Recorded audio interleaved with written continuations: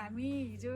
राति पुग्यौँ होइन 6 बजे यता पुगेको थियौँ हामी रिटर्न भइरहेको मर्दी हिमालको मैले भनेको थिएँ हामी रिटर्न हुँदैछौँ हामी हिजो चाहिँ बिचमा चाहिँ अलिकति भ्यूहरू अलिकति हामीले कुराकानी गर्ने माहौल पनि भन्ने थकान पनि थियो फाइनली हामी जाँदाखेरि चाहिँ यही बादल डाँडाको यही होटल 360मा हामीले खाना खाएर गएको थियौँ रिटर्न पनि हामी यहीँ बस्यौँ एकदमै रमाइलो बसाइ पनि भयो टेन्ट देखिराख्नु भएको छ कहिलेकाहीँ होटल आउँदाखेरि तपाईँहरूले कुरा गरेर आउनु भएन बुक गरेर आउनु भएन भने समस्या पर्न सक्छ उहाँले अल्टिमेटमको लागि रुम प्याक भयो भने चाहिँ यो टेन्ट व्यवस्था गरिदिनु भएको छ टेन्टभित्र मजाले बस्न सक्नुहुन्छ रमाइलो अनुभव पनि हुन्छ क्या यहाँ चाहिँ हरेक कुराको तपाईँले अनुभव लिन सक्नुहुन्छ आई थिङ्क यो भित्र कोही सुत्नु भएको छ कि म हेरौँ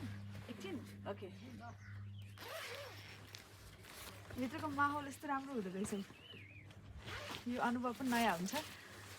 यस्तो मजाको बेड हुन्छ सबै कुराहरू हुन्छ भित्र चाहिँ व्यवस्था सबै कुरा हुन्छ त्यस्तो जाडो पनि हुँदैन भित्र चाहिँ तपाईँहरू त कति त बस्नु भएको छैन एकचोटि अनुभव लिनुपर्ने कुरा चाहिँ कि मलाई चाहिँ एकदम मनपर्छ यो चाहिँ मैले चाहिँ होइन होटलमा त्यस्तो प्रब्लम आयो भनेपछि म चाहिँ यो भित्र सुत्छु है टेन्टभित्र सुत्छु है भनेर अस्तिदेखि भनिरहेको कि आज फाइनलीदेखि एकदम राम्रो के यो होटलको व्यवस्था पनि राम्रो छ तपाईँ बादल डाँडा पुगिसक्यो भने चाहिँ कहाँ बस्ने कहाँ खाने भन्दाखेरि चाहिँ खानालाई चाहिँ एकदम राम्रो फेरि यहाँको हाम्रो व्यवसाय गर्ने दिदी हुनुहुन्छ यति राम्रो बिहेभियर छ उहाँको यति राम्रो हुनुहुन्छ होइन मलाई चाहिँ उहाँसँग एकदम गफ गर्न पनि मन लाग्यो मैले उहाँलाई भने तपाईँको व्यवहार चाहिँ एकदम राम्रो हस्पिटल सेक्टरतिर कुरा गर्नुहुन्छ एकदम राम्रो दिदी आउनुहोस् देखाउँछु म त्यो दिदी कति राम्रो हुनुहुन्छ कति राम्रो व्यवहार छ उहाँको भनेर म देखाइहाल्छु है त ओके कहाँ जानुभयो दिदी कहाँ जानुभयो ओके दिदी मैले एकछिन दिदीलाई सम्झाएँ मैले होटलमा आउनुहोस् भनेर भने किन भन्दाखेरि चाहिँ दिदीको व्यवहार चाहिँ आफ्नो घरको याद आउँछ उहाँले हुनुहुन्छ दिदी होटल दिदीको संसारको उहाँ यति राम्रो व्यवहार छ उहाँको चाहिँ खाना जस्तो मिठो छ नि उहाँको व्यवहार अझै मिठो क्या खानामा टेस्ट थप्छ उहाँको व्यवहारले एकदम राम्रो बसाइ एकदम राम्रो सुताइ पनि भएको छ थ्याङ्क यू सो मच दिदी ओके मैले दिदीलाई देखाएँ फेरि जब हामी बाहिर जान्छौँ ट्रेनतिर जान्छौँ एकदम रमाइलो छ इन्भाइरोमेन्ट तपाईँहरू पनि यहाँ आउनुभयो भने एकदम मजाले एकछिन घुरिहाल्नु होला होटलको नाम पनि देखाउँछु तपाईँलाई हेर्नुहोस् त होटल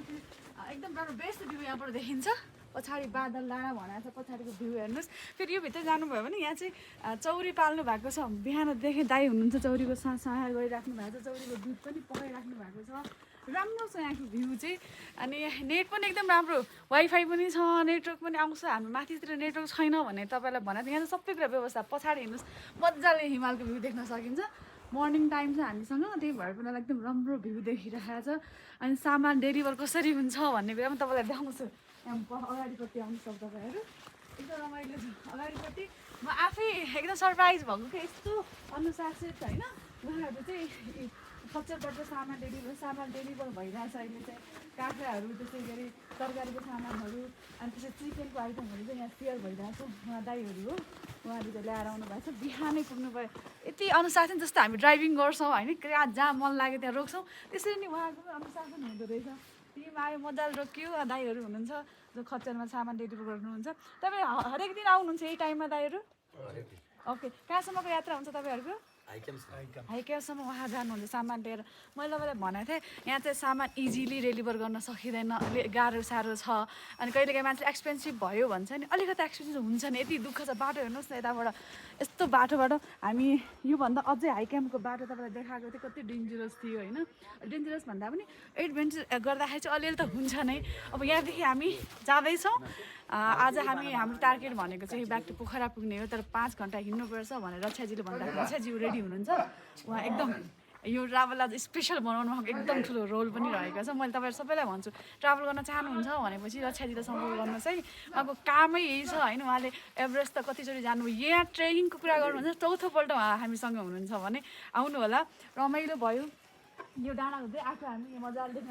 हिमाल देखिराख्नु भएको छ यस्तो डाँडा छ हेर्दाखेरि फर्केर हामी यस्तो बाटो पनि हिँड्यौँ है जस्तो पनि फिल हुन्छ सबैजना हामीसँग रहनु सबैलाई गुड मर्निङ एकदमै गुड मर्निङ है चिसो मौसम छ हरेक ठाउँमा चिसो बढाएको छ आफ्नो केयर गर्नु होला मैले चाहिँ अलिक टोपी निकालेको छु भिडियो बनाउँदैछु त्यही भएर पनि होला पन्जा एकदम डाउन जकेट पनि छ मेरो ब्याग देखिसक्नु भएको छ अलिक ब्याग पनि बोक्नुपर्छ मर्निङ वाक हुँदैछ अब चाहिँ हाम्रो स्टार्ट गर्दैछौँ हामीले अब तपाईँलाई सिधै हामी यहाँबाट लो क्याम्प जान्छौँ लो क्याम्पबाट हाम्रो बाटो छुट्टिन्छ आउने बाटो र जाने बाटो छुट्टिन्छ त्यहाँबाट हामी छुट्टिँदाखेरि तपाईँहरूसँग मिल्छौँ हामी सँगै रहनु होला जय शम्भु